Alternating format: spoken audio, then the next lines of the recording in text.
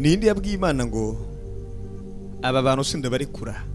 Ninde yise Imana mu kiringo cy'imyaka myinshi burya yacakarishije ihanga ryitwa iry'Abisirayeli, aho bamaze imyaka irenga amajana bari mu buretwa bakora bakubitwa kubimo kububaka, aho bamwe ndetse bibwira ko amapiramide ari muri Egiputa yubatswe n'uburetwa bakoreshejwe, abandi bati oya da.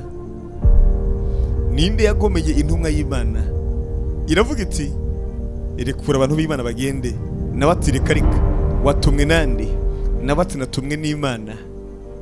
Uyu mugabo nawe ati nanje burya ndi Imana, ashinyagurira Imana. Kuri bamwe afatwa nk'umuntu mubi yabayeho mu mateka, ku bandi nabo afatwa nk'igitangaza. Ariko se kuvuga ngo afatwa n'umuntu umwe canke ni benshi? Hari inyito yamamaye kuri bamwe yitwa Firawuni, mu isi huza Abarabu, ku bandi nabo yitwa Farawo. Ariko tukibaza ngo Farawo ni muntu ki? Niba tugiye kurabira hamwe uyu munsi kuri Itara Events. Nimba utarakora subscribe nico gihe ngo uyikore kugira ngo ikiganiro cyose kizora cita ko uzohabwe notifications. Ugiye mu mateka maremare kandi ya kera cyane, biragoye ko zingura mu bitabo vya kera mu gihe bita BCE canke before common era. Mubize bataba bagomba kuvuga iby'ubukristo canke ibiki canke iby'amadini, bafita ngo ni BCE before common era. Bivuze ngo ni igihe cy'imbere y'iki gisanzwe, kuko iki turimwe uhereye gose kuri rimwe, iki turimwe iki gihe uhereye ku mwaka wa rimwe mpaka uyu munsi mu mwaka wa 2025 turi mu gihe abahinga bita CE, bivuze ngo ni common era. Abandi basanisha n'amasiyansa bakubwira ngo ni BP before present and AP after present. Bivanye gose bigana bagiye biga n'igisasu cyakubiswe muri Hiroshima na Nagasaki, aho benshi bahindura ibihe bisunze gose vyagiye biba n'ibihe bigenda bisimbana bikurikirana. Ariko tugaruke muri BCE, ni kuvuga before common era, ni kuvuga imyaka y'imbere yisanzwe turimwo, kuko turimwo ni CE common era. Ari mpamvu uri kurazingura mu page y'ibihe bakubwira ngo ibi vyabaye muri BCE before common era canke vyabaye muri CE muri common era, mu bihe turimo ibyo bisanzwe. Ariko mu bakurikira ivy'ubukamana bahakubwira ngo hari ico bita rero BC before Christ, ni kuvuga ngo ibihe byose bihuzwa n'imbere yuko Yesu aza ku isi. Abo kandi burya n'ibihe rero bita AD, bivuze ngo Anno Domini, imyaka y'umukiza. AD baravyo mateka.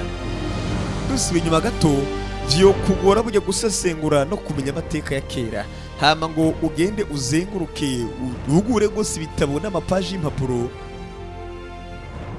maze ngo ugere kure udahuye n'ijambo canke izina canke inyito Farawo. Farawo si umuntu umwe, oya. Farawo zari inyito, niho kumva ngo umwami, nko kumva ngo umukuru w'igihugu, nko kumva ngo umusiguzi, nko kumva ngo umwarimu. Na Farawo burya yari inyito.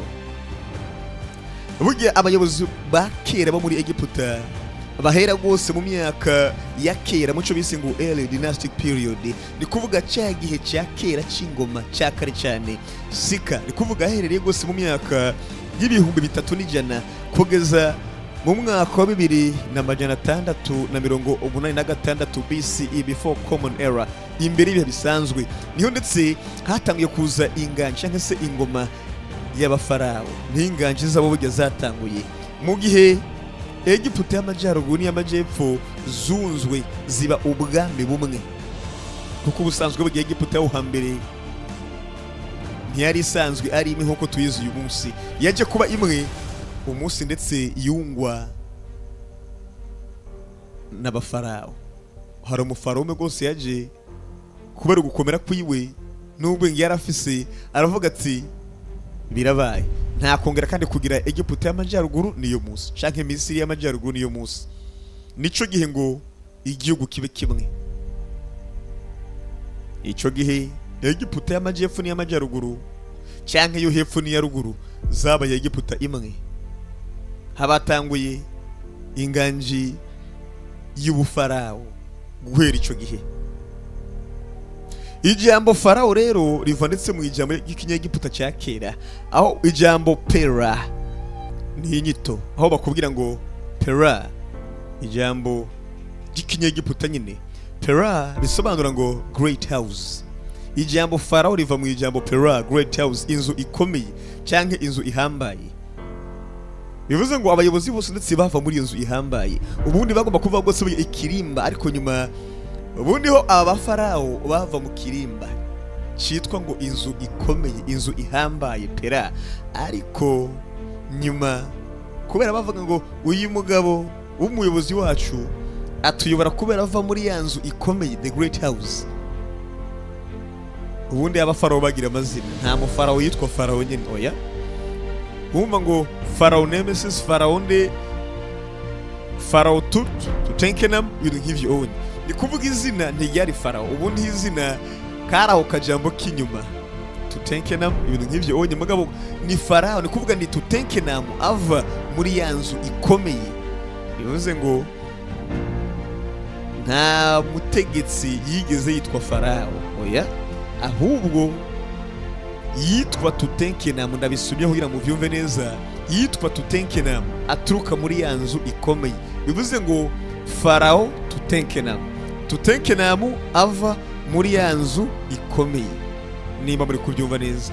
Bivuze ngo ijambo Farao niryo riva muri rya jambo rya kera ry'ikinyegiputa rivuga ngo Pera, bisobanura ngo inzu ikomeye. Ni kuvuga abayobozi bose bayoboye Egiputa imaze kuba imwe, nyuma gato batanguye kwitwa ba Farao, abava muri ya nzu ikomeye. Kuko n'ubundi Farao cyari kirimba nyine, baturuka muri icyo kirimba cyitwa inzu ikomeye muri ubwo buryo. Nyuma abantu batangura kubisanisha n'umwami, rero bakaza bamwita Farao, nimba mubyumvise neza.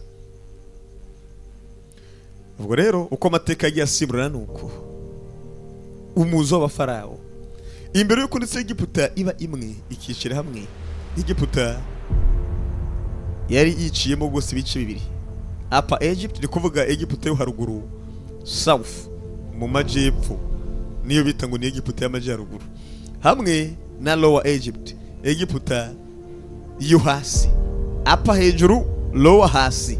Ico gihe rero iyi bita ngo ni Lower Egypt yari mu majyaruguru, hama Upper Egypt ni kuvuga Egiputa yo hejuru yari mu majyepfo. Nimba uri kubyumva neza, bisa n'ibintu mengo bira ubusanukura, ariko niko kuri. Kandi burya buri gace, yaba Egiputa ya ruguru niyo hepfo, hose burya hagira abayobozi baho bihariye. Usanga mu majyaruguru bafise abayobozi babo, mu majyepfo bafise abandi bayobozi babo, muri izo gahunda nyine. Ikindi kandi aho hari mu mwaka imbere iyo mwaka w'300 BCE, bimwe nababwira akatutangura ikiganiro ngo before common era, abantu bagenda biga ibyo bisigaratongo, kuvuga abandi bagenda bimba, abarchaeologue muri make, archaeologist, babandi biga amasigarira y'ibintu, ngo bagomba kumenya ngo Yesu yarabayeho, bahita biyambaza abanyamateka, ni kuvuga abantu bize histoire, aba historien. Ariko hama hari kibazo no gutara mu mitwe hagati y'abize amateka, historians, hamwe n'aba archaeologist, babandi bagenda biga amasigarira, bakimba cyo bita excavations, bagenda bimba bakaraba nimba baravuze ngo amaje yigeze kubaho mu bisagara vy'Igati, bakajya gupereza ngo bamenye koko umuntu yitwa Goliath yabayeho, bakagenda n'ama equipe yabo y'abafundi nyine bajeje kwimba, bagafata ivyuma bagatereka hasi, bakumviriza ko ari cyo ubona musaho onye, kuko amateknike de sondage aratandukanye. Ico gihe bagenda gose basasengera kugira ngo abashe kumenya ngo ahantu hoba hari kiri mu ikintu munsi tumenye ko twokwimba, bakagenda bakimba, bagasanga y'amagufa, bagasanga ibindi, nyuma bakaza kwanzura ko ahantu koko nimba baratubiye ngo Igati yigeze kuba bigatanye, ni kuvuga amaje, the giants. Hariho ndetse n'umugabo witwa Goliath ngo yakomozwe ko, bakimba bamara gutora amagufa bakamenya ko koko vyabayeho. Nawe bundi abo historien bitwa abanyarusaku, kuko abantu bavuga ibintu by'amateka ya kera, abantu baravuga mugabo hari gihe usanga bisanishwa n'imigani gusa, ibintu bavuga bitigeze bibaho, ariko burya ukuri kuza kuboneka mu gihe habonetse umuntu bita archaeologist canke abantu bita umuanthropologue. Abanthropologue burya nabo sabanyarusako bashingira gose mu tekiniki y'abarchaeologue kugira ngo bashe kubwira amateka yabayeho, mugabo ashingiye ku bimenyetso, apana gushingira gusa ngo twarumvise ko bavuze ngo vyarabayeho. Ubundi ho umuntu yiga histoire, yiga amateka y'ivyo muri kahise, akubwira ibintu yisunze iba yumvise canke ivyo yagiye kubaza. Kandi inkuru mbayirano kenshi burya hari igihe usanga umuntu yibesha akubwira ibidahari. Nimba bakubwira ngo aha muri ubu butayu bwa Sahara mu imyaka igihumbi iheze ngo hari huzuye amazi, cyari kiyaga cyo wumva ngo nako si kiyaga, yari nyanja nini, uko bw'ikiyaga n'inyanja biratandukanye, ngo yari nyanja nini cyane, ngo kandi ngo buri myaka igihumbi ngo harongera kandi hakaza amazi. Uko imyaka igihumbi hera bigenda bisimburana, imyaka imwe ni kuvuga millennium, imyaka igihumbi imwe haba ubutayu, iyindi myaka igihumbi ngo hakaba amazi. Nizo gahunda hakimara guhwihwiswa ayo majambo, abantu bize anthropology n'abarchaeologue kandi biheshinga no kugenda ngo bamenye ibyo bintu bavuga nibyo sivyo, baragenda barimba baza gusanga munsi koko hari ibigufa byinshi by'ibifi binini bapimye icyo bita carbon dating, carbon 14 niyo bapima, bagashira mu byuma bagapima bagasanga koko ayo magufa batoye munsi muri wa mucanga munsi y'ubutayu bwa Sahara, bagasanga koko n'amagufa y'amafi kandi amaze imyaka arenga ibihumbi. Bakahita banzura ati koko ahantu higeze kubarizwa inyanja, n'ahatabuze kwizongera kubarizwa mugabo muri ubutayu bwa Sahara higeze kubarizwa inyanja muri izo gahunda buri myaka igihumbi. Bivuze ngo aba historian kuvuga biza amateka, historians abo kenshi bagendera ku majambo y'amabwire ko n'ubundi nyine kuvugwa ntaba yaraje ngo babwire, canke abantu bico gihe nyine bashobora kuba baranditse kuri uwo muntu ntibiba bizwi neza muri izo gahunda.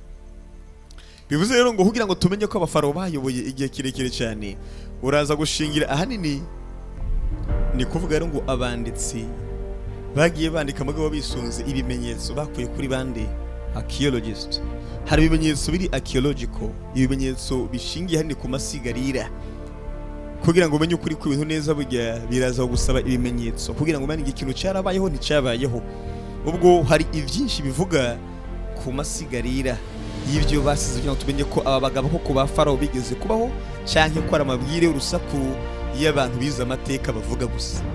Bivuze ngo abantu bagiye begeranya ibimenyetso ko aba Farawo babayeho n'abantu bize ibyo masigarira nyene.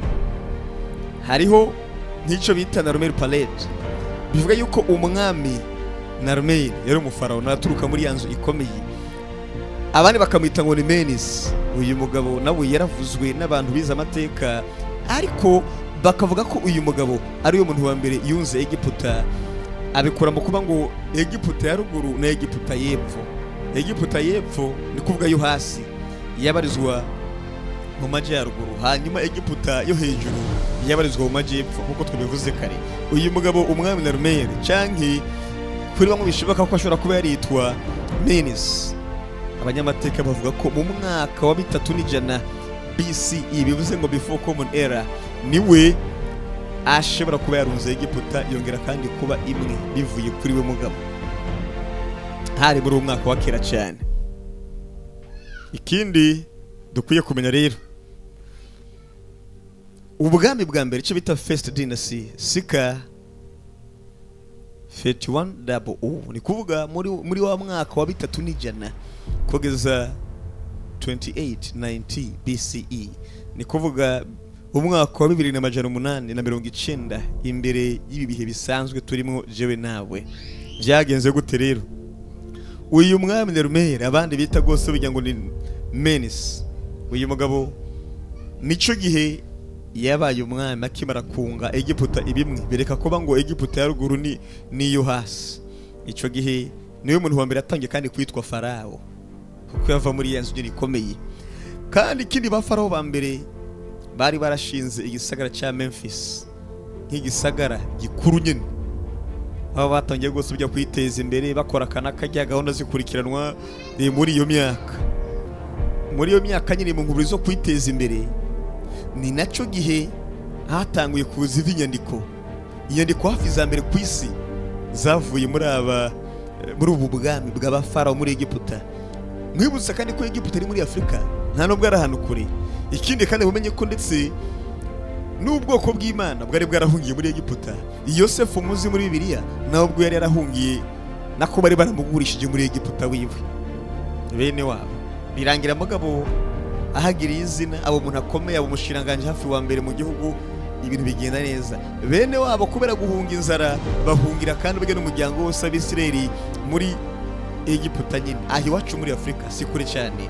Kandi abanyamateka bavuga neza yuko ubwami bwa mbere buhamye bari bufise igisirikare gikomeye cyane, inyandiko za mbere, ibiharuro, tekinike z'ubuvuzi vya mbere ku isi bikomeye vyakomotse aho muri Egiputa. Ku buryo rero usanga abantu bize amateka y'abazungu batabagomba ko abantu b'isi bamenya ko Egiputa ari nabo bwami, ahubwo bwamaze imyaka myinshi buri hamwe, aho bakoye cyitwa empire. Ni kuvuga ubwami busanga burimo ubundi bwami, aho bagiye batsindira muri izo gahunda nyine. Ni Egiputa idasanzwe yari igizwe n'abafarawo biswe abarogosi, biswe abantu babi, mugabo kandi burya bakoze ibikomeye kugira ngo babashe guteza imbere umugabane wa Afurika mu buryo bumwe cyangwa ubundi. Ikindi kandi bakoze ibyo bashoboye kugira ngo babashe guhimba ibintu vyatumye isi tuyibona uko tuyibona uyu munsi. Bari ba Farawo. Muri uwo mwaka uyu mwami yaturuka muri yanzi komene Menes, afatwa nka Farawo wa mbere, kandi ugiye wa Farawo wa mbere nibo bashinze igisagara Memphis nk'igisagara gikuru. Batangana kudevelopa inyandiko cyo bita hieroglyphic writing, inyandiko nyine hieroglyphic. Ikindi kandi niho bagira bose burya leta ihagaze neza, ipanze nkuko mukunze kubona ibi vyino canke ibiri mu mwisi nyene, usanga hariho babura amatari, hariho bandi, hariho abashiranganje. Muri Egiputa niho byatanguye, ubwami buhagaze neza buri ku murongo. Reka dukomeze, ariko banza mukore subscribe bantu kuri Itara Events kugira ngo bikomeze biryohe.